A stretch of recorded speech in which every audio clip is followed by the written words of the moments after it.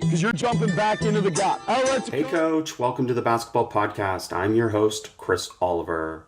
I appreciate you joining us for this week's podcast. Be sure to rate, review, and subscribe to the show, and visit basketballimmersion.com for more coaching resources and access to all the basketball podcasts. I hope you will give us a shout out on social media, on Twitter at @BBallImmersion, or on Instagram at @BasketballImmersion to help me continue to share the game. Enjoy the episode. Coach's real treat today. We have Mike MacKay here, performance manager with Women's High Performance for Basketball Canada, and as many of us know, is heavily involved in coach education for Canada basketball, but also for the world. Mike, thanks for joining us and for sharing the game. Well, thank you, Chris. I always love to talk the game, as you know, and anything I can always do to help people learn this great game, I'm more than willing. Well, you're wonderful. You're a great sharer. And let's start with something that I know is always on our minds, and that's how often as coaches we talk about things without facts in support of what we say. Yes, we all do that, and I'm probably more guilty than others. And a lot of it is because, I've been around so many good coaches, and you're always reading, and you just pick up on ideas. But I'm also fortunate in my job, I get the opportunity to go back and actually say, whoa, now let's put the brakes on here and actually go and use some of the science behind it and look at some clips or look at applying some of the science. And I think that's one of the most enjoyable things that I do is keep growing by learning more and more about the game, but using what I would call the science part to it. And the interesting thing, as we both know, is that some coaches that don't know the science but engage in divergent thinking, just about thinking differently about things, are often sometimes ahead of the science or doing things without even knowing the science, but intuitively or through experience, they do things that make sense.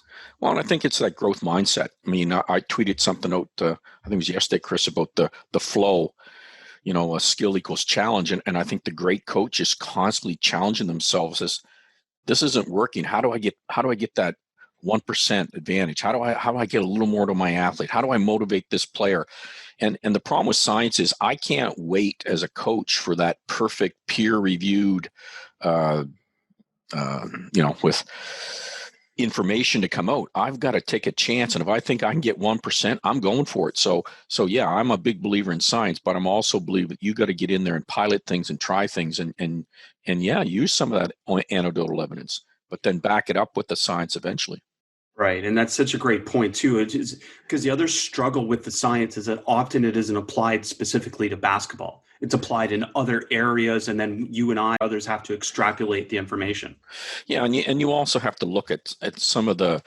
I can remember a report coming out one time. It was very very focused on what to do. But then when you looked at who they used, the context of who they were doing the experiment on was, a lot of, as you know, in this country, was university phys ed students.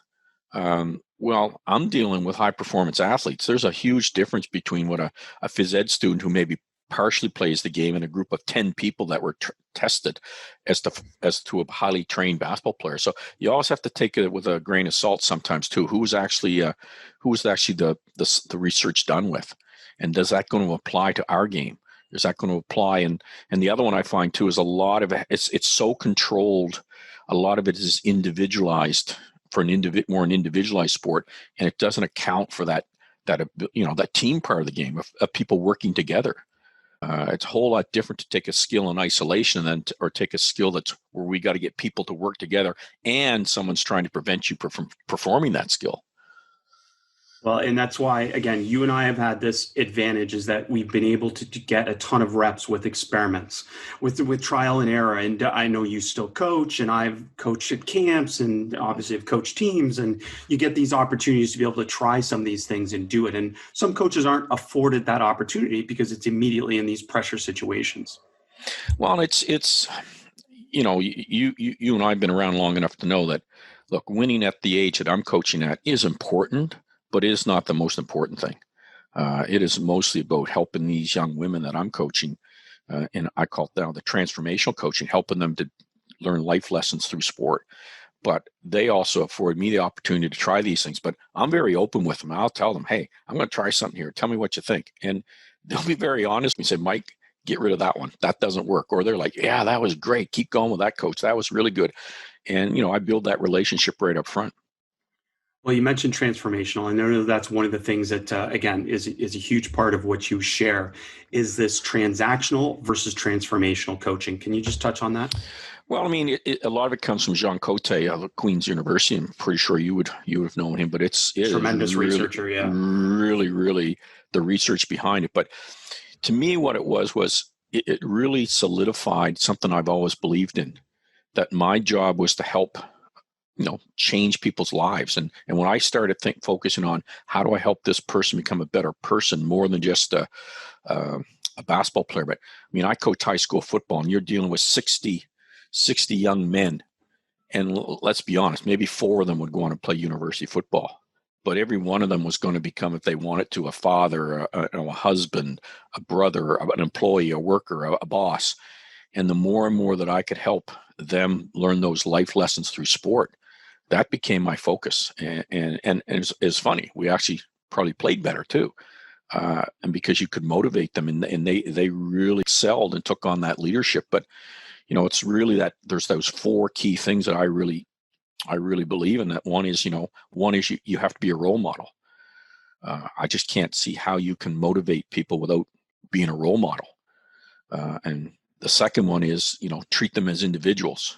And I think that's been a huge one. Instead of treating players as a position, that is Sally who plays guard, but she is different than Susie who plays guard, right? It's making sure that I treat them and get to know them. And I now use that term KYP, know your players, and getting to know them and what makes them tick.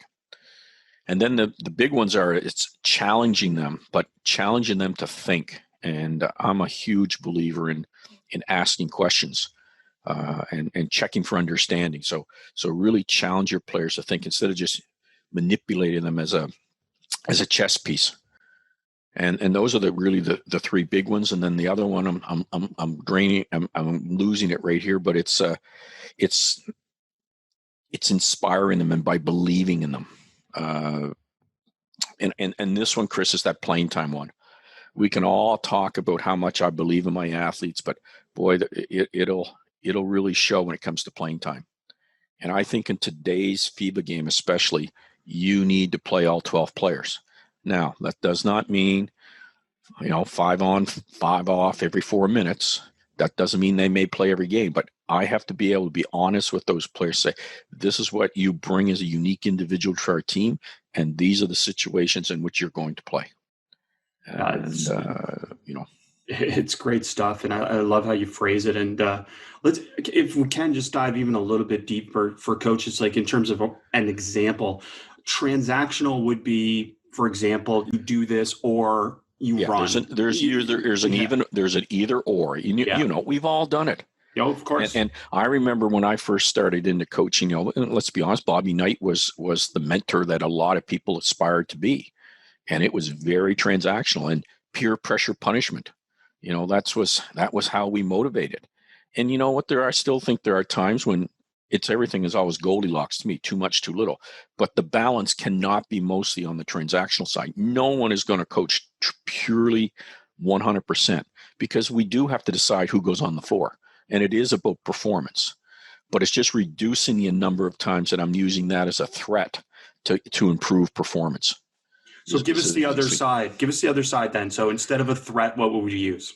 Well, what I use a lot is really, I think the number one thing that I'm still challenging myself on is, how do I get the athlete to focus on the right thing at the right time? How do I get them to believe that this thing that we need to focus on is important for them to improve? Because you know that when you go in and run a drill or a practice, players are going to self-organize into a certain way that they play. The only way I know to get them to improve is to improve their awareness on something. So I have to come up with a way that's not transactional to get them to focus. And so to me, I'm using now, and I spent some time with Alex that you know really well, but this idea of the golden snitch. Now, it's a silly little thing, but I find with players, sometimes you need something like that draws their focus to it. So let's say we're doing a drill on defense, an offensive drill, and I want my offense to get better at attacking pressure defense. Somebody's up in their face. Well, what I'm going to do is I need to get my defense to play more pressure. So I'm going to reward the defense by saying, look, you win the golden snitch if all 4 players in this possession on every time a ball moves gets ball pressure and calls ball. You win the golden snitch. Now, what does it mean they win the golden snitch? Well, for me, it's we just take a little picture with a golden snitch and they can put it on Snapchat or whatever. But it's getting their focus to that.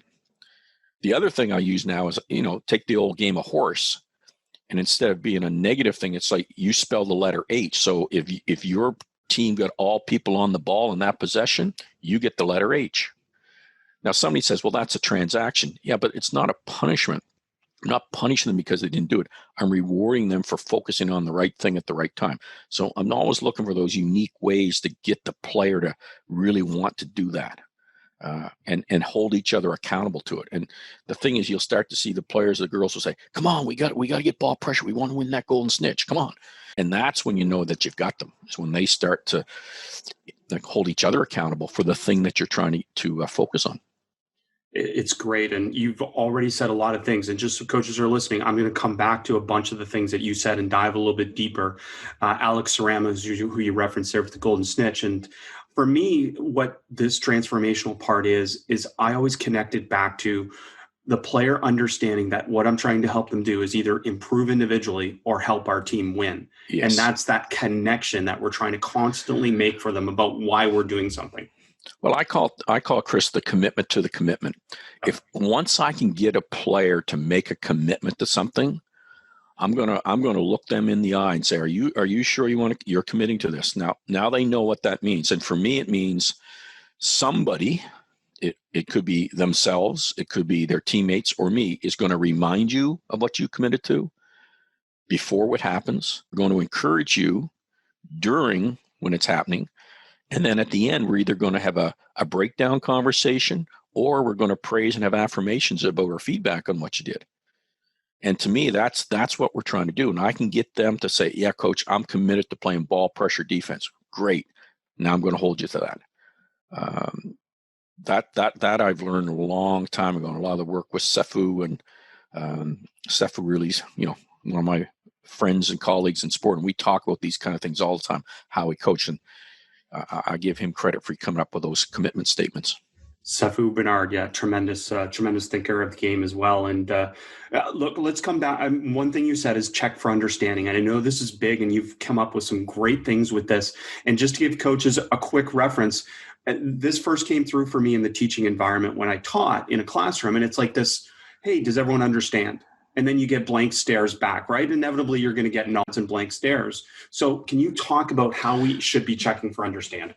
Well, you know me, I'm a storyteller. So the way I best explain it is it's that beginning coach. And let's say I'm coaching the game and in our pregame practice, in our walkthrough and our scout, we said we want to defend a ball screen a certain way. Maybe we were going to go over.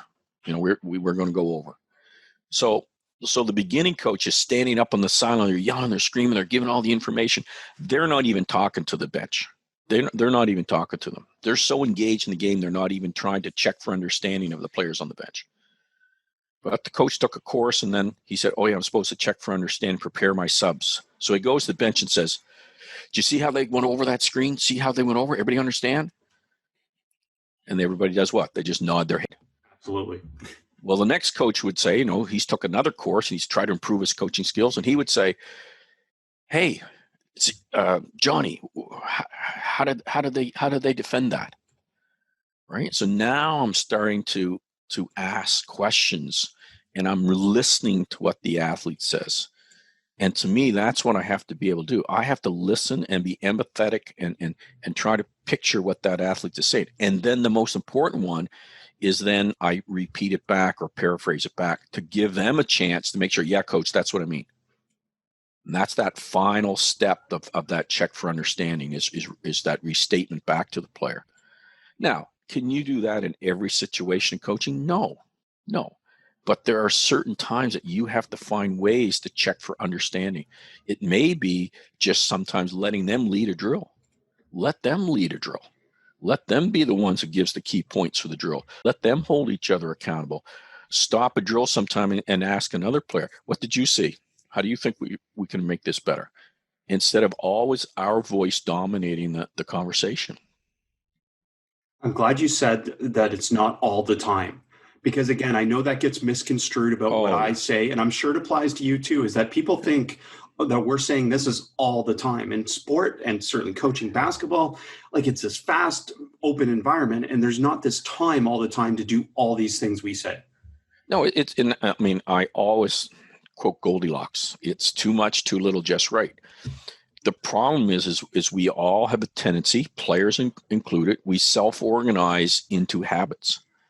And I have to have ways to check my habits as a coach and say, oh, I'm talking too much now. Oh, I'm asking too many questions right now. Oh, I'm not getting any physical. I remember Don MacKay was our former women's national team coach. I was very fortunate. He came in, and when I was doing my level 4, he came to be my mentor. And he said, Mike, amazing teacher. But he said, you talk too much. He said, there's no physical, they don't get tired because you're always stopping and correcting them. And I was like, that was the best feedback I could have ever gotten. And luckily, it's from someone that I respected. So if he told me that, it's probably true. And I was smart enough to realize I got to work on that. And it was because I was trying to impress him with all this stuff that I knew that I wasn't really running a normal practice. So I think you're right. It's that, but it's nice to have also people around you who are going to help you with that, who are going to challenge you, and not just be, as I call them, I got to come up with a new analogy there, but I call it the brother Darrells, the old Bob Newhart show where the brother would come in and he would introduce himself and say, and this, I'm Darrell, and this is my other brother Darrell, my other brother Darrell. Well, and they're all just yes people instead of having someone who had voices and would challenge. And that's what I think we need as coaches, people who challenge us so that we're not doing the same thing all the time. Well, I'm glad you brought that a bunch of things up there, but the one is about like stopping to correct, stopping to teach. And to me, I always get challenged on that. Oh, well, your players don't like when you stop it all the time. I'm like, no, like it's not how much I stop it. It's how long I stop it for, which is the key. And it's short bursts of information to get them focused or refocused or refine something and then move on and play. Yeah. I call it freeze. I mean, you have another word for it. It's freeze. Yeah. And bang, play, or rebuild it. And that also is knowing who my athlete is too. It's like if there's I call it like your IPP or individual performance, if there's something that you need to be focusing on, and we've come to an agreement that you're committed to working on this, you're probably going to get stopped sometimes in practice on that, but someone else may not get stopped. And this whole idea too, it's not about equality, it's equity. They don't need to get stopped for that, but you do, because this is big for you right now. And I used to joke with my players, and my seniors would tell the grade 10s, look, he's going to have a game, and we used to call it the guard game because it was usually the guards, where he is not going to sub you out. You're going to be making all kinds of mistakes. You don't want to play, and he will not take you out of the game. And it is going to be the worst experience, but it will be the best experience for you. And to me, they needed to learn. There become a certain game, and I just decided this is the time. They need to learn this. But again, that's not equal. It's an equity thing, and it's that balance always. It's tremendous, and again, like we already said this, that connects back to, hey, I'm trying to help you improve, so that we can win and you can have a better experience playing the game. Well, that's that long-term approach too. That's that transformational. Is I've always liked. There was a question. I think it was Newt Rockney, the old Notre Dame football coach, would ask, like, hey, coach, tell us about your team this year. And he said, well, wait 20 years and then tell me what kind of, men they've become and leaders in our society. Well, that was always kind of that transformational approach I tried to take us. I might have been the only person, even including my assistant, who could see where I think this player is going to be by the end of the year or by their grade 12 year or whatever. And I was always just trying to keep working them towards that vision. Now, I would share that vision with them, but a lot of times young players can't see that. Today, we're so much more fortunate, Chris, with the media, that I can pull out a role model. I can pull out a visual clip and slow it down, break it down, and here's what you could be. Couldn't do that back in the day. Although I was one of the first coaches I know that had my own VHS. It was Panasonic Regivision back in the early 80s, and I was the first coach videotaping. because I knew the importance of having that image for them to see who they could be. And it was not just the mistakes, but pointing out, here's the good things you're doing. Well, I love the young people listening, Coach. They're going to have to reference Bob Newhart and Newt Rockney and VHS. What's VHS, Coach? Oh, my goodness. I know. Yeah. I know. All these the young amount people. of money, Chris. I had a coach one time very recently tell me that he wouldn't pay, I think it was $5 for Coach's Eye app. Yeah. And I said, do you know how much money I have spent in my lifetime on coaching for the ability to have something that would slow down, freeze frame, and go frame by frame? I said, I bought a professional model VHS, four-head VHS back in about 1982 for about $4,000 because it was the only VHS machine that would slow things in slow motion. And you won't pay $5 for an app? And I pulled up my wall and said, here's the $5. You want to be a better coach, you need to be able to watch tape in slow motion. Take a brief moment to interrupt this podcast to share some information from one of our show supporters. As sports keep coming back, so does your chance to bet on them with our exclusive wagering partner, betonline.ag. Major League Baseball will soon be in full swing, and there are no shortage of ways to get in on the action. BetOnline has all the odds, futures, and props for you to be on. Also tune in as Floyd Money Mayweather joins BetOnline team in a new segment called The Ice is Right, where he talks about his expansive jewelry collection. He'll give you the chance to win some great prizes and bet on the cost of his bling. Visit betonline.ag today to check out all the odds and up-to-date sports news. Don't forget to sign up and take advantage of all the welcome back to sports bonuses. BetOnline, your online wagering experts. Now back to the podcast. That's a great point. Games approach, coaching them while they play the game. You had a tweet recently that had this, which I thought was brilliant to share. Unwise to pursue a totally unstructured practice environment based on discovery alone. Again, this is something that always comes back to me is like, oh, you just let them play all the time? And it's not that, right? No. You have to have a plan, Chris. There's always a plan. And to me, the biggest issue I see with a games approach is coaches don't know how to make error detections corrections, or they don't know what it is they're going to make the error detection correction in. Am I coaching the physical in this drill? In other words, I just need to get them to a heart rate or to an effort level to get them there to stay in that. And I got to shut up and let them play. Is that what it is? Or is I still correcting something biomechanical? Is there something biomechanical corrections that I need to make? Or is it a decision? Or is it their positioning? So I have to know the things that I think are important for them to go to that next level and raising that challenge. And now I know that should trigger me as to what type of interventions I'm going to make. And we talk a lot about TLC. Like, am I teaching where we stop them for everything, or is it learning where we coach on the fly, or is it competing? Let them play, coach like the and then we call timeouts and coach how we would in a timeout.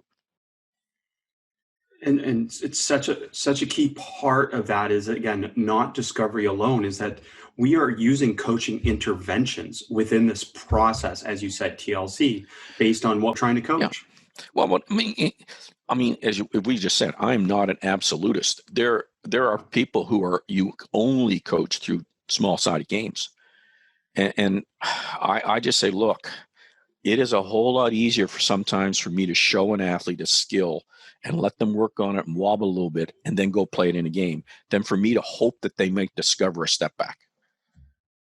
I've been around long enough to know that I can put kids in situations where if they would just use the step back, it would solve the problem. But they're not going to do it because they have no model for it. There's no frame of reference for it. So, but if I show them a model, they're probably now there's something I can use for the solution. So I am not an absolutist on this. And I know when you get to higher levels, you can be more and more. But when you're dealing with children who you and I have both coached, you need to show them some things sometimes and let them go and wobble on their own. And that's where those, block on-air drills still apply. Go out in the backyard on your own and do a block drill. Figure it out. Totally. Yeah, and I'm the same. Like, I'm not an absolutist, and I'll take it even a step further to get your commentary on, which is freedom comes from structure. Yeah. It's you can't be free as a player unless you have a structure, and sometimes it's a structure of possibilities, and that's what we're trying to get them to. But it starts Well, from a structure. I call it structured creativity, and that's what we're trying to do within our women's, our women's high performance program. Is we need to give people a structure and then let them be free within the structure. And I always say, as an old football coach, I could not let all 12 players have their own idea what we're going to run as a play. We would huddle up, we would call a play, we'd go up to the line of scrimmage, and everybody had to do their job at the right time. Well, it's the same in basketball. If we call an inbounds play, that's to get us into a structure of a formation or a position. Okay. Now, from that, we want them to read and make decisions based on the information they see.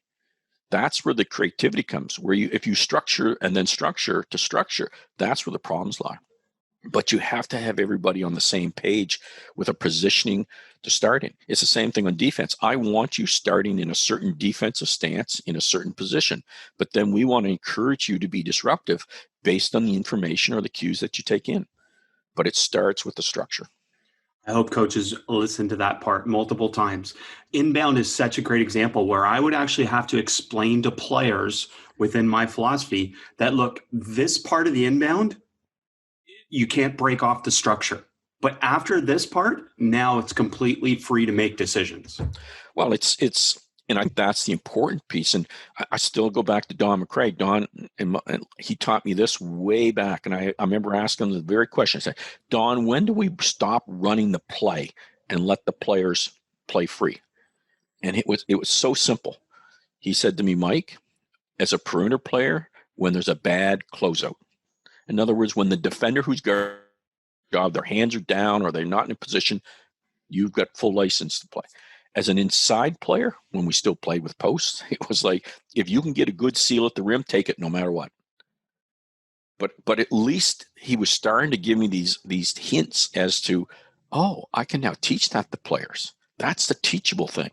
That's not some mystery thing. Everybody can learn those. So then it's just a matter of growing those. And as you're right, I taught so much from inbound plays. Because to me, they're like playing baseball. Baseball to me is a great game for little kids because it stopped and everybody could think, okay, if the ball's hit to me, I do this. If the ball's hit there, I do this. And you got 3 chances, 3 strikes before you're out. So I just use that apply. But when you do an inbounds play, it's the same thing. The game freezes for a second and everybody offensively and defense can think about their position and what they're going to do. And now we can load in the cues for offense and defense. And I love it. I love what you can do out of inbounds plays. I never understood the coaches in basketball said, well, we just inbound to get the ball in bounds. Like, you're losing out on one of the biggest advantages you have.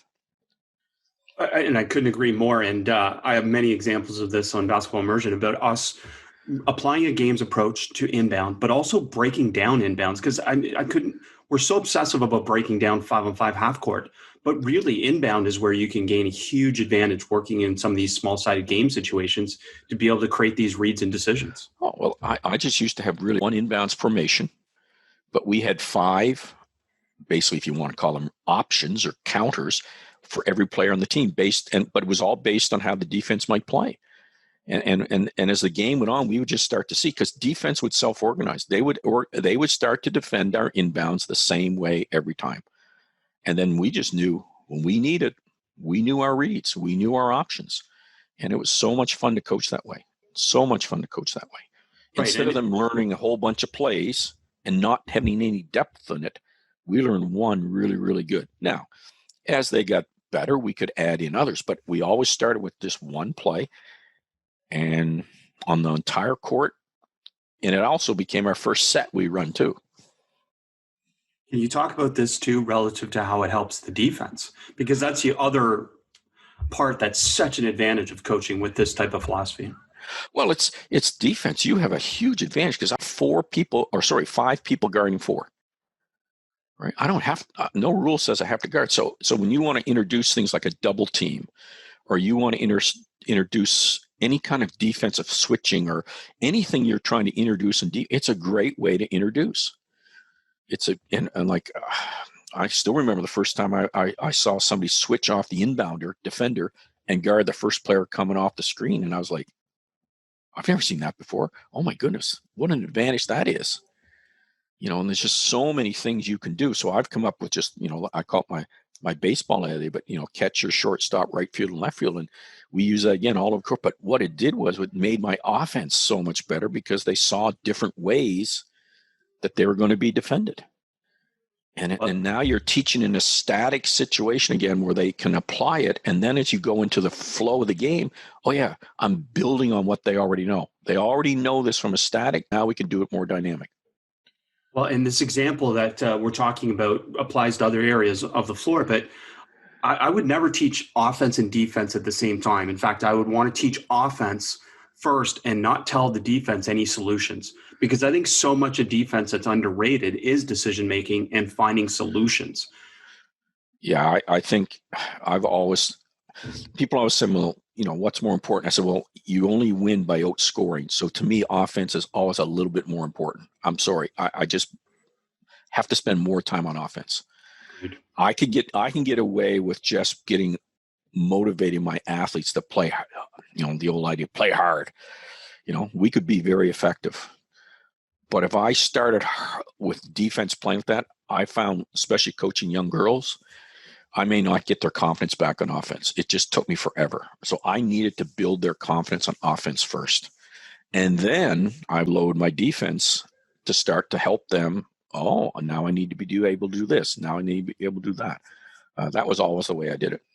Yeah, such an important part of the process, I think, as well. So, and coming back to this concept of transfer and retention, because I think too often as coaches, and you've said this, too often as coaches, we start from the drill rather than the mindset of what are we actually trying to get to transfer and retain to the game.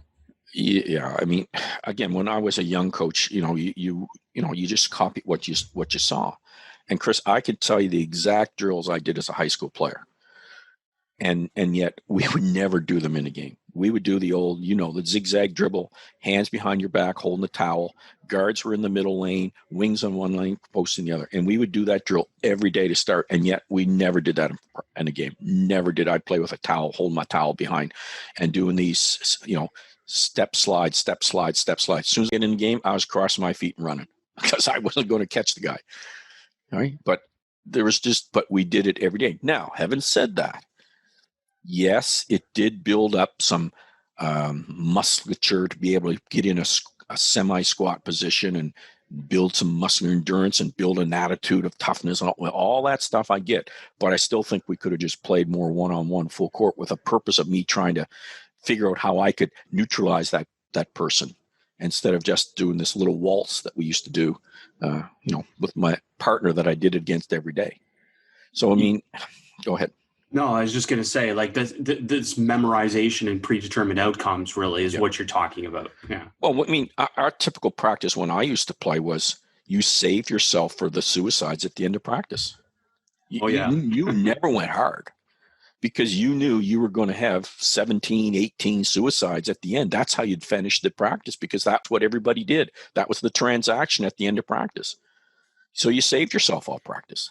It wasn't about learning the skill. We learned the skill playing in the mornings or playing 3-on-3 at other times. That's where we would actually get to try new skills because we weren't going to introduce anything new in practice. And look, I had great coaches, but that's just the way it was taught. And the key was to make your drills look good. You weren't allowed to make mistakes. Well, if I'm not having mistakes made in my practice, I'm upset because that's when you're not challenging yourselves. And it has nothing to do with how perfect your practice look. And then the other one was the whole idea of shooting. We do these shooting. Oh, we're shooting well today. We're going to be well in the game. Yeah, we were just shooting open, on-air, contested, non-contested shots. That has no relation to the game tomorrow. Give us some examples of creating an environment for players to become more creative in solving problems in practice. Well, one is we talk a lot about the constraints you put on them. So to me, it's first of all knowing a player. So let's say I have a player who I'm trying to work on being a little more creative. The first thing is getting rid of the habit. So they always go right. First thing I'm going to do is put a player on and say, your job is to not let her get beat right. You can't get beat right to your right, or to your left. So it's, and then we play one-on-one, and they play one-on-one, and, like there's the point structures around, and I would say if that player scores going right, she gets double the points. And that's a Dave Smart one. I've always loved that idea, right? Yep. So you actually, encourage that's her strength, let her go right, but you're telling the defense, you better learn to take it away because it's doubly good for her, right? So now she's going to still know what her strength is, but let's see that you're really giving. I'm going to take that. The other one is you just building, like I say, constraint. Okay, you're playing from here with no dribbles. Not one of my favorite ones, but it does teach them to have to score off a pivot. Just things like how you put the constraints to work on that. Can I stop you real quick with constraints? Because again, I've heard you say this, and I've read that you've said this, and I couldn't agree more. Like sometimes we do certain things like where we constrain the offense. There's got to be a certain number of passes before you can score. Can you talk about the weakness of that? Well, those ones don't transfer, Chris. When I'm playing one-on-one and I tell you that you can't dribble, there is a part in the game when that actually happens. When you picked up your dribble, say inside the key area, that's an actual situation that will transfer to the game. And now you got to figure out how to get your shot off because we don't have time to make a pass. The shot clock's going off. So we're actually working on something. But when you say you've got to make 10 passes and then you're allowed to score. Well, in today's game, no one's making 10 passes before you score. And therefore, they're not learning the concept that you really want them to learn. They're only doing it because the rule in this drill says to do that. So to me, I would rather coach my defense and say, hey, everybody's got to get up so you can't get beat off the dribble. Or we got to be in perfect support so that there's no drive. Everybody get in this gaps so there can be no drives to the rim. Take away all double gaps with support. Now the read should be that someone's open for the pass. So if I'm trying to improve my offense, I'm really going to coach up my defense because they're going to give the cue that's actually going to happen in the game. So your preference is to constrain the defense, if you can, over the offense. If I'm trying to work my offense, but if I'm trying to work my defense, I'm going to constrain I'm going to do it vice versa. See, we always talk, most of the stuff you see online is always around the offense, but you can still constrain your offense. And the thing is, when I do that, I call it being more deceptive on offense. So we're going to encourage change of direction, change of speed, and change and faking. But when I do that, sometimes those things stick, and that's what you're hoping. And same thing when you constrain your defense. Sometimes, whoa, I can actually do this in a game. Whoa, this is going to be better. Instead of the old way. The old Bobby Knight way was we always do the same thing every single time.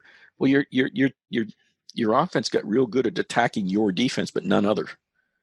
But when you start to show them and give them creativity, this is where that creativity comes. They're aware of other options that they can do on offense and defense. Just grows the game so much more. Yeah, it's such a great point. And can you give us some other examples of constraints for the defense that help shape the offense? Well, the big ones for me is it's all around positioning first, is getting, and it always goes to PVAD with me, positioning, vision, anticipation, decision making, but I've got to get them up in a position.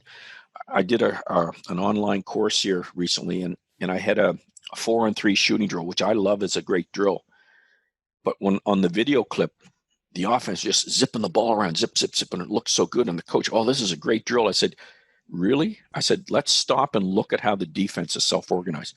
Well, really, no one ever left the key. Even the person challenging the ball would just take that one step outside the key. And so there was never any challenge to a perimeter pass. There's never anybody lined up, somebody took a charge when they drove. And I just said, this is not realistic. What happens when they face a team who actually gets up and gets ball pressure, somebody who takes away supports in a drive line and passing, and has a goalie who actually takes charges? So the first thing I always do, Chris, is get the positioning that we want on defense. And then it's a matter of encouraging them, right? That's where I use the horse advantage or the golden snitch where they're rewarded for that. And we're clear that this is what we're focusing on in this drill. Then once you get that, then you can start to give them the options and say, look, you can do this or this. And now now the offense is going to have to make some decision making because they're not always going to do the same thing. Maybe they trap, maybe they go over, maybe they go under, they mix it up. And then my job is help encouraging the defense to keep mixing it up and they don't self-organize into the same thing. Take a brief moment to interrupt this podcast to share some information from one of our show supporters. As sports keep coming back, so does your chance to bet on them with our exclusive wagering partner, betonline.ag. Major League Baseball will soon be in full swing, and there are no shortage of ways to get in on the action. BetOnline has all the odds, futures, and props for you to be on. Also tune in as Floyd Money Mayweather joins BetOnline team in a new segment called The Ice is Right, where he talks about his expansive jewelry collection. He'll give you the chance to win some great prizes and bet on the cost of his bling. Visit betonline.ag today to check out all the odds and up-to-date sports news. Don't forget to sign up and take advantage of all the welcome back to sports bonuses. BetOnline, your online wagering experts. Hey coaches, brief interruption from our podcast to hear from manscaped.com. 2020 has been the year of things happening that are completely out of your control, but there is one thing that you can control, and that's shaving your bush. You may be surprised how many coaches have already DM'd me about this special offer. I wasn't, because I'm a user and manscaped.com is definitely worth it. Our sponsors at Manscaped are here to remind you to do so. The Manscaped Lawnmower 3.0 is a premium electric trimmer that's designed to give you a confidence boost through body image. Their ceramic blade and skin-safe technology are designed to reduce nicks and tugs on your fellows down low. The Lawnmower 3.0 is also waterproof and comes with an LED light so you can manscape in the shower, in the dark, or in a dark shower, whatever floats your boat. Go to manscaped.com and check out some of these life-changing products. In fact, listeners of this show will get 20% off plus free shipping with the code armchair at manscaped.com. That's 20% off with free shipping at manscaped.com and use code armchair. It's time to grab 2020 by the horns by shaving that front trunk. Now back to the podcast. Such an important part, and I'm glad you shared that. And now if you're trying to shape the defense, can you give us some constraints for the offense? Well, constraints for the offense normally is we tell them things like spacing that they have to play in. I mean, I can remember, how many times did we do the old shell drill in defense, but we always said it was, like a box. And then the first team we play would have a 1-3-1 look. Like players like, coach, they're not doing the same thing. So always start with the formation or the shape, so like because what's going to happen in a game. If you're playing on a ball screen and you're going to tag from the back side, well, good teams just cut that person through and they don't have that person anymore. Well, it's the same sort of thing. So we will always be changing up the spacing of our offense to make the help come from different angles, to make their decision-making different, the rotations. So it's a lot of it is just around that shape that you're going to put the offense in. Then you load in things, like I say, I call them ghost cuts, where you're going to encourage the offense now to start in deceptive, right? Cut behind the heads, clear out. So a ghost cut for me is you disappear from one spot and end up in another scary spot for the offense. So you cut early to remove the help. So we say, okay, we're looking for ghost cuts. Then we start to add screens, or looking to screen the help, or whatever we want to do to disrupt the defense, or to make it more deceptive for the offense or for the defense. It's great stuff, and again, something coaches can think about relative to constraints in that way. And one thing you did mention there is about constraining the space for the offense. So talk to us about guidance in the learning process. For example, a pylon as a spacing cue. It's okay early in learning, or for the undeveloped learners, right? Sure, but the problem is, we most often see is that guidance left in place too long or used when it's unnecessary. Yeah, so I first use pylons when I'm learning the language, and I think language or your glossary or your terminology is important. So one of the first things I do is I have a whole bunch of those little pylons with words printed on it on spots on the floor. and we'll put the spots down, but then I'm going to get them to name the spots and use the spots. I'm checking for understanding. But then I have to say, okay, if we took that pylon away, what are we going to call this spot? Oh, that's going to be the wing. Well, how are we going to know where the wing is? We need a coordinate. We need an X and a Y coordinate. I was an old math teacher. Okay, it's foul line extended, 3-point line. Okay, so now can they know where that landmark is? But yeah, those markers help early. And we might use them for a couple practices, but eventually we need to be able to get to the point where we don't need them anymore. But they're definitely a part of the learning process for younger players.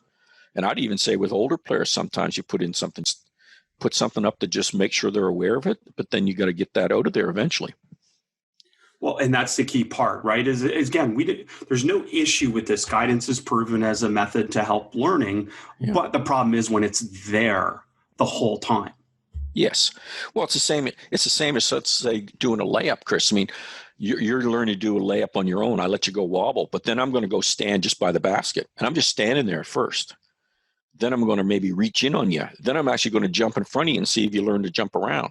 Then I'm going to get an actual athlete in there, and you're going to play one-on-one. So again, we guide the learning by constantly loading, and how we load it can really direct that learning. And that's what good teaching is it's that skill equals the challenge. And it's the challenge. They've mastered that challenge. I got to up that challenge to bring the skill up. Then I up that challenge to bring the skill up. Well, I'm glad you brought up the layup, because there's a great example of doing like on-air layups. By and large, after initial learning, are useless, right? Because the perception and decision is completely different when you add anything in that environment other than on-air. Well, I mean, a layup at first is a very complex human movement, because it is actually asking you to disassociate one part of your body from another. Because normally, our hands want to do the same thing at the same time. It is a complex movement to coordinate, and then you load in a defender. So, but you're right. Once they get the basic movement pattern down, now it's more about that decision as to what type of finish I'm going to use. And is there going to be contact? Is the help coming? And then still be able to concentrate on my target. The problem I have with most layups with the girls that I coach is they've been allowed to get away with doing what I call these accelerated layups, where then they start to decelerate, and then they end up taking an extra dribble and end up right on the basket, and they have to shoot the ball almost straight up. And then as soon as you add any kind of height and athleticism, and anybody's been taught a shot block, you can't get a layup anymore because you're too close to the basket. They've never been taught to extend, because at the context they were taught on air, and don't miss. There was punishments for missing, so the girls always slowed down and did more of the shot type layup. And it just doesn't transfer to the higher levels of the game. Couldn't agree more. Let's get into maybe some of your greatest hits for maybe those that haven't seen you speak enough. Green Eggs and Ham. Can you talk about that? Well, Green Eggs and Ham is one of my favorite all-time books. First of all, it's try it. It all comes down to try it.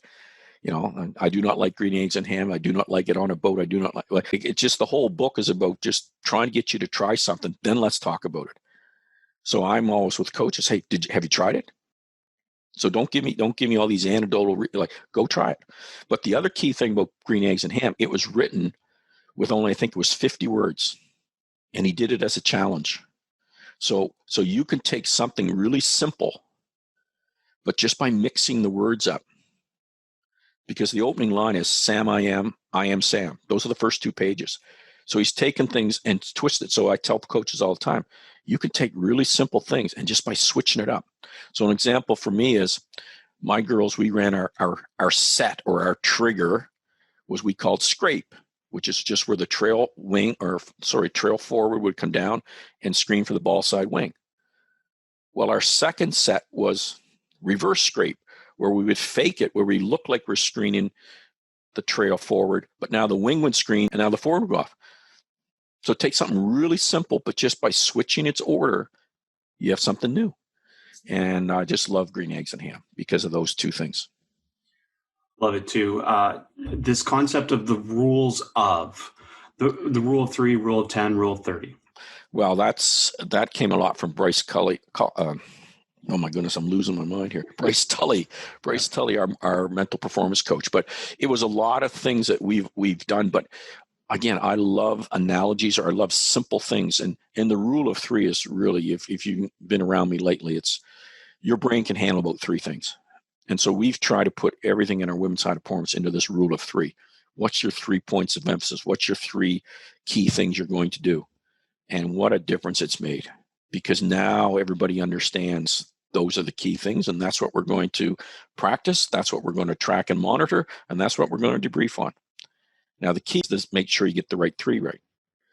The rule of 10 is you got about 10 minutes on an activity, and then you got to change, because after about 10 minutes, the brain goes into just autopilot. It's not no longer storing and retrieving. It's just kind of gone to autopilot. And then the rule of 30, this is the hardest one. You got about 30 seconds to get them going. And this is the one I'm on coaches all the time. You don't have to tell them everything you know about the drill. Get them in the right position, tell them how it starts, play. And now you can start to polish it, but get them going. And that is not easy. But those are our rules of, and they have really, really helped. Really helped. Yeah, that's great stuff. And then obviously this is maybe more where you start, but context. Who plus why equals what plus how? Well, anytime someone asks me a question, that's my first question. So who are we talking about here? Are you talking about our senior women's national team, or are you talking about the grade 4 girls who just come in the gym for the first time ever? And then why are you coaching, or why is this program here? What's its purpose? What's your vision for why you're doing this? Before we even start in the what's and hows, because most of us want to go to the what's and hows right away. But I need to understand the content. And I think you as a coach need to understand that too. And I think the biggest problems people run into is when they forget the who and the why. And they start taking a what and a how that comes from a different context. How I'm going to coach, like I said, my Etobicoke girls team is totally different than how I'm coaching the senior women's team in some regards. There's a lot of things that stay the same, but there are some things that are different because it's a different context. I mean, most of these players were not going to go on to try to make a living or going to play pro anywhere. They're playing because they love being with their teammates. They love the challenge of challenging themselves, but there's no vision of playing at the university level. They just love to play the game and be with their friends, and they love the physical, getting physical fitness out of it too. So totally difference on what I'm going to do when I'm coaching those players than someone who's trying to get a pro contract. Messaging, clear, consistent, connected. Yeah, it's it is very important to be clear, and to. I think one of the biggest issues I see today with coaching is people who talk about people and not to people. And I'm always on coach. And look, this is a hard one for me too, because a lot of my job is to evaluate, and it can become judgmental, but you really have to make sure you're very clear with people and direct, but do so in a way that my mother used to talk to me, which is with an assurance. And it would be, Michael, this is what I expect of you, and I know you can do that. And I think don't avoid it, but be very clear in what your messaging is. And then it's that consistent messaging, right? It's constantly just, again, that remind, encourage, praise, and breakdown. And then the connecting is when someone walks in the gym, what is your ritual for meet and greet? I think that's so powerful. It's like you're constantly connecting and letting people know, and you're looking people in the eyes, and you're talking with them, and you're engaging in how's your brother and sister, how's your mom and dad, how's that new puppy you have. You're connecting, and to them it's more than just a basketball player. Then that's like KYP, know your players. I just think it's so important, but also connecting to the idea of what we're trying to do as a team, connecting to the concept. And building that commitment to that, and that's so powerful. So powerful, so powerful. Here's another one which I know is huge in terms of when I go and I consult with teams from the NBA on down. layering and loading drills. It seems to be something that people are just really catching on to about the value of that. Well, this all comes from that whole flow. I cannot pronounce his name. MacKay, sure, what's 25 totally. letters. Flow in sports. It's flow. But it all comes from that idea of skill equals challenge. And it's to find the right challenge to match the skill of the athletes. Because if the skill is greater than the challenge, they get bored. And I, as a coach, will get bored. But if the challenge is greater than the skill, they're going to get frustrated. And that's okay sometimes. But it's, again, always being frustrated just leads to lack of confidence. And, they're just not going to handle it. So finding that right layer. So like an on-air drill is great for working on form and speed. And especially in a warm-up situation or for a beginning player to go and wobble on their own to figure it out, right? And there is some time, we all know this one, I just want some confidence. I always want to go make a few layups. I want to see the ball go through the basket. I want to see some shots go in and just feel good about myself. That's okay. But if that's the only type of drill you do, no. A scripted is really the same thing, but we're just going to put a defender out there who's going to help you work on your skill. So the idea of like you're shooting on-air shots and I need you to get a higher release, there's no better way than me just go stand in front of you. You have to shoot over me. That is the best way to get somebody to change their shot. You can be telling them forever in an on-air drill, but just go stand and have a scripted defender there, not blocking it, just forcing them, right? So a scripted defender is just really, it's a pylon person with arms who's maybe not trying to steal the ball, but helping you work on your form and speed. Guided, mixing it up to help with a decision. One time they deny you, one time they tail you, one time they, whatever. And that's how you start to work on decision making. The next one, Chris, is the biggest one I've added. We're trying to create world all-stars. I don't know any world all-stars who are not deceptive on offense or disruptive on defense. Deceptive, again, is they change speeds, they change directions, and they fake. So we're trying to work now a lot in every drill we do, adding in deception. So I tweeted out the other day about something of, like being a AAA player in two-player situation. So always arriving alone in a ball screen. Well, that means I'm going to have to do some deception before I get to the ball screen. Right? So every drill we're doing now, we're trying to layer in that deception. Don't just run up to the ball screen. Add deception first. I saw that tweet. If you could just quickly, because I think you went A, and yeah. So A is arrive. So right. To me, the A piece is you just arrive. So let's say we're talking about the person dribbling the ball. So the first person just arrives, and that's okay. But arrive with a plan. What's your plan when you arrive here? What's the position on the floor where you want this? How have you communicated with that player sitting screen? There's an arrive. I call it AWP, arrive with purpose. There's a purpose to what you're planning to do. That's the first layer. And that's the most basic starting point. That's the starting point. You have to arrive with a plan. That's the A player, right? You got an A.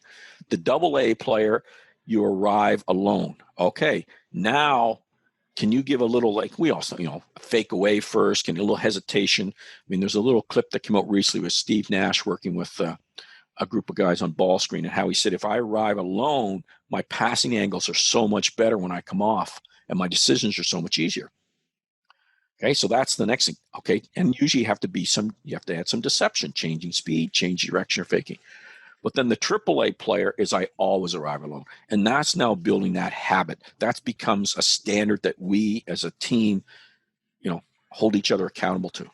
It's not just a one-time thing. We trying to make it we know it's not going to happen, but it's our culture that we always want to put ourselves to that highest standard. And that's what AAA players do, is they hold themselves to highest standards. And one of my teammates is going to tell me, hey, Mike, you're not making an effort to arrive alone. You got to work harder at that. Come on, we expect that from you.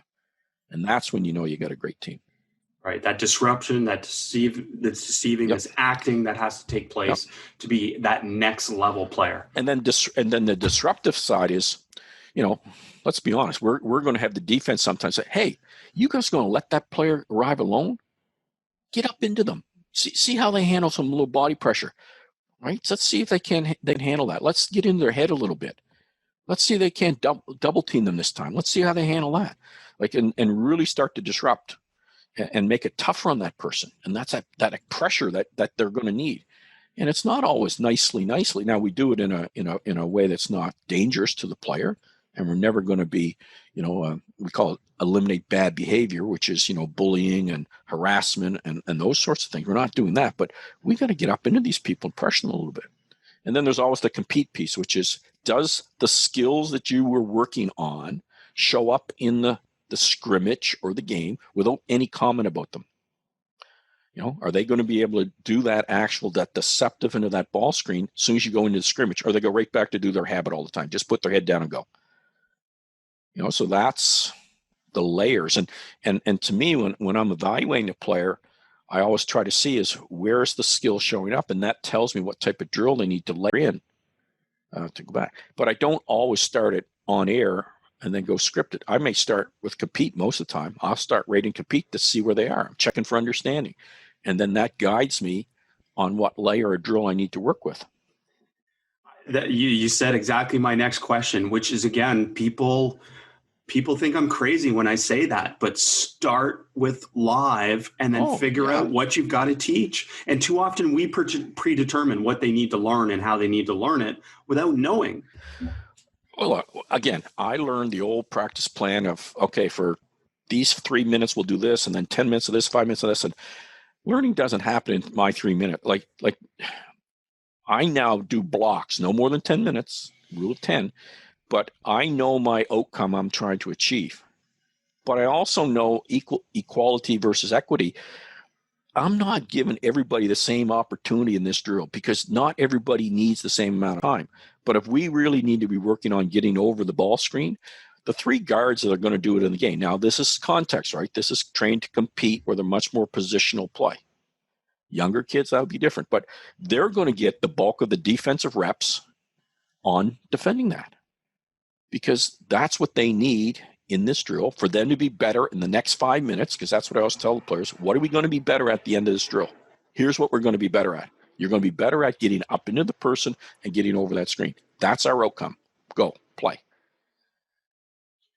So this is an important part of teaching, and people aren't aware maybe that I do this in the podcast, but I do it in the podcast too. And this is a concept that we traditionally used to teach A, B, C, D, E. But really the best teaching is when we mix, that we don't just go in this linear order and it's this nonlinear pedagogy. So in reference to that, let's go back to the 4 phases of the game that you talk about and apply your rule of 3. Can you do that for us? Well, first of all, distributed learning over mass is so important. Huge. The more you make me have to store and retrieve information, the more I'm going to remember it and show my understanding. And that's what we're trying to do in practice. So if I know defending a ball screen and getting over is the number one thing I need these players to do today, my guards, they're going to see that probably 6 or 7 times at different parts in the it's probably something in warm up they're doing. It's something in the first part, the skill sessions. It's going to appear in a lot of different situations. And I'm always checking for understanding. Are they getting it? Is it transfer and retaining to each of those sessions? So that's the first part. The second piece is we don't do enough of the 4 phases of the game in practice. Transition by far in the FIBA game is one of the most important things that we do. And yet we still dominate with that half court, start everybody in perfect spots in their offense, play.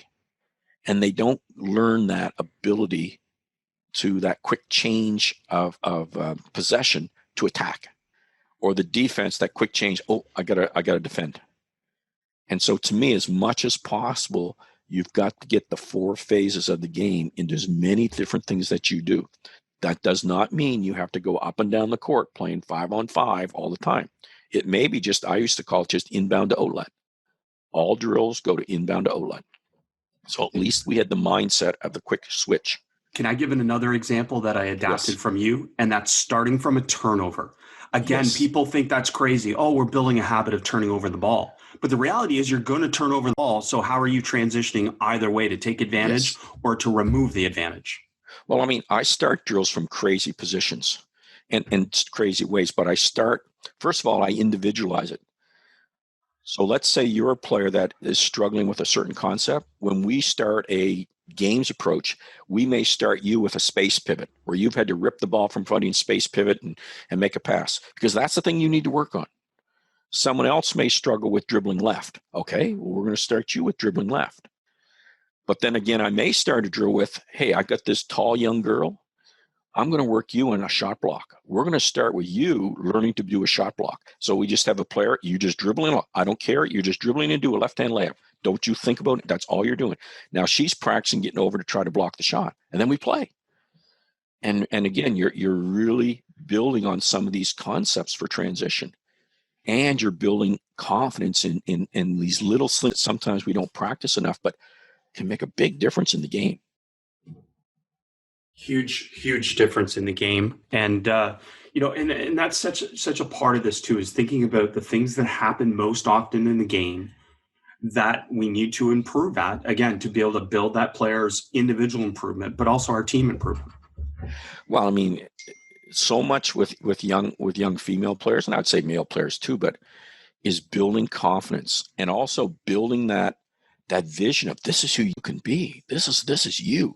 And that smile you see in that face, when she finally times that right and she picks that ball over the air and actually like catches the shot block and then starts a breakout dribble, it's like, that smile's why I coach, right? And then you see them go play in a game somewhere, and I go watch and you see them doing it. Now that's special, but it was because no one showed them that that's something that they can do. They were never told that they can do that because they were just, go in and do layups, do our shooting drill, do our shell drill in defense, then run our plays on offense, and that was your practice. Way you go. Well, there's so much we can show them to do and have fun with this game and be creative. Well, the other part of that is noticing that they're doing it, which I find is also a struggle for coaches. Like, we're so good, obviously, at telling, and I was so good at this, telling players what they're doing wrong. But when I became a better coach, it's when I would notice when they're doing things that they couldn't do previously that they can now do. Well, I mean, it's a culture in our women's high performance, but we call it spotlighting. But it could be at the end of a drill or at the end of practice. And somebody says, well, you do all this and you're stopping a lot. But sometimes we just stop and we just say, hey, somebody got a spotlight for somebody, and shine the spotlight on them. And it is so powerful to have a teammate say, hey, you blocked that shot. That was like amazing. Wow. And you just see the smile. But to hear that from their teammates, and it is so powerful because they're so hard, especially young female players. It is so hard for them to, really there's not a lot of positive things being said sometimes. There's so much that they have to hold up to, or I just don't know how to do it personally. Well, because players are hard on themselves. Oh, yeah. But society. But society, too. Yeah. So the other part that you said already, which is skill and challenge, and that part that goes together. But the other part that goes with that is skill equals confidence. The more skilled you are, the more confident you're going to be. And that spotlighting and all these different things help that as well. Chris, there's no question. If you ask me, the most important thing I used to do with my high school players was have them come in the mornings and work one-on-one on them on skills. It was by far the best thing to build confidence and for us to have a connection. And I still remember asking Steve Konchalski one time, I said, look, you spent more time with Jack Donahue than anybody else, our old national team coach. What made Jack special? And Steve's answer was the walks. And just Jack would take a player who was down on himself and go for a walk, and that player would come back, just world of change. But that ability to spend time with the player and working on their skills, building their confidence, it's life-changing for the player. Life-changing. And players will come back to you now. Like, I've got players that are, they're going into almost their 50s now, and they'll tell you, but coach, you may not realize, but when you did this for me, I never forgot that. And that was a turning point for me. And you're like, really? I don't even remember that. But they do. They remember how you treated them. They remember that time you spent with them, focused on them, improving their skills. No, that's great. That's awesome. So, Coach, so much has been covered already. Let me just maybe as we get near the end of this. Can you talk about your big three? Because I think that's important to highlight. Well, of course, we talked about the rule of three. So I'm asked all the time, Mike, what's the most important things? And I said, look, these are the big three. When I walk into practice, and this is with the teams I'm coaching, when I walk in with our age group national teams and even with the senior national team, these are the things I'm watching for. And the first one is PVAD, positioning, vision, anticipation, and decision-making. But it starts with that structure to creativity. Are we in the right position? Do players know where they're supposed to be in all phases of the game? And then what are they cueing and what kind of things are they anticipating decisions? So much can be learned from the PVAD.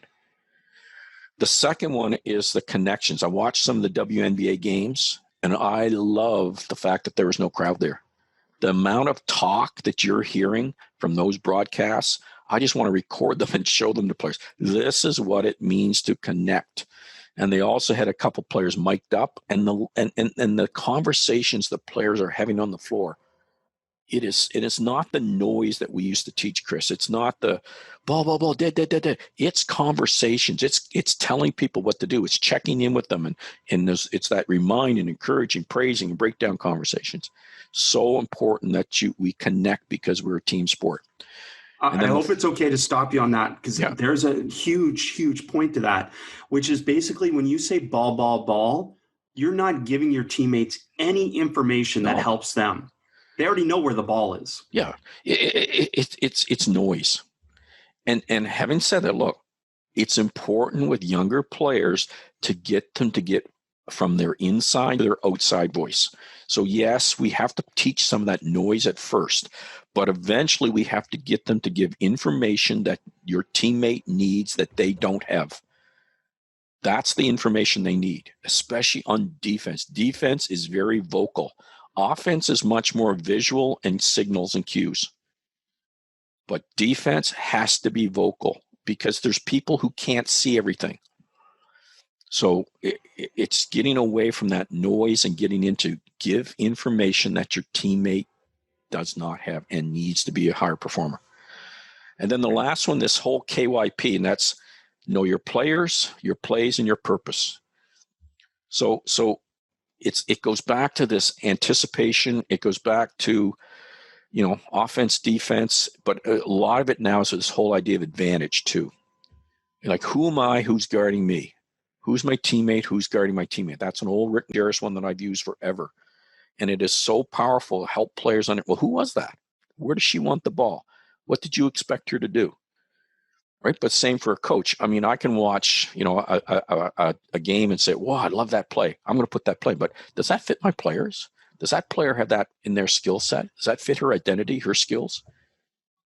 So we're constantly talking about know your players, but know what they're going to do within the plays you run, but knowing your purpose too. Like, what's that purpose of that or the identity of that player? And this is one I'm really working with our national team coaches on a lot with our age group teams. What is this player's identity that she brings every single day? Okay. And then what's her limiting factors that we need to help her grow in? But also, what's her dream? Where are we trying to get her by the time she does get to the senior team? So that goes into that KYP, which is another big one. Love it. Great stuff. And coach, I mean, just tremendous stuff throughout this podcast that I hope so many coaches get stimulated by. And can I just make that as the main point, that some coaches that sometimes don't like what I say or like what you say or different things like that, our only goal is to stimulate thinking, right? No question. Like Chris, being a lifelong learner in this game is all I hope people do, because you have that ability to impact someone's life. And I'm hoping you impact them in a positive way. And the more that you just, again, it's the same thing you say to the athletes, that skill and challenge. The more you keep growing your skills as a coach to keep meeting the challenges of what you do, the higher you're going to take those players. And you never know who you're impacting. I remember telling a story in a clinic I did in Winnipeg about a young player that I was coaching in football who got injured and his mother wanted him to quit. And I said, well, he's going to be a kicker and a wide receiver. He's not going to really get hurt. He'll be okay. Well, he ended up being a kicker for the Winnipeg Blue Bombers. right? You never know. You could never have told me that this kid had that potential to be a professional field goal kicker or punter. You never know. But as long as we're trying to transform him and grow and treat everybody that way, that's when sports doing the right things. And it's okay to disagree, right? Yes. That's the fun. You know that. You and I have had those I love those challenging conversations. And that's what we talk like about agree, build, but challenge. We want the challenge. We want the players, but do it in a way with caring and candor, right? Do it with facts. Yeah.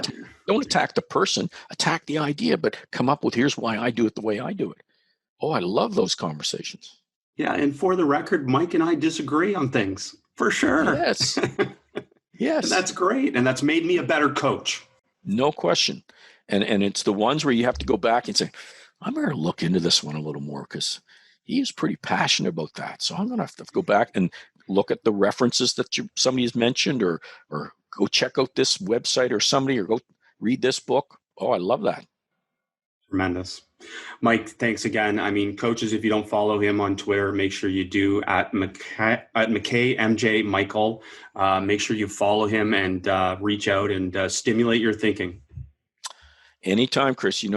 Anything I can do to help in the coaching profession, especially here in Canada with I am a little biased, but our Canadian coaches, I think we have a uniqueness that I think we can help share, but also keep learning from others also. Well, thanks again, Coach. Thanks for sharing the game. Okay, thank you. Thanks for listening. Be sure to rate, review, and subscribe to the show, and to give the Basketball Podcast and this week's guest a shout out on social media to show your support for us sharing the game. And to stay up to date on all things Basketball Immersion, subscribe to our newsletter at basketballimmersion.com/newsletter.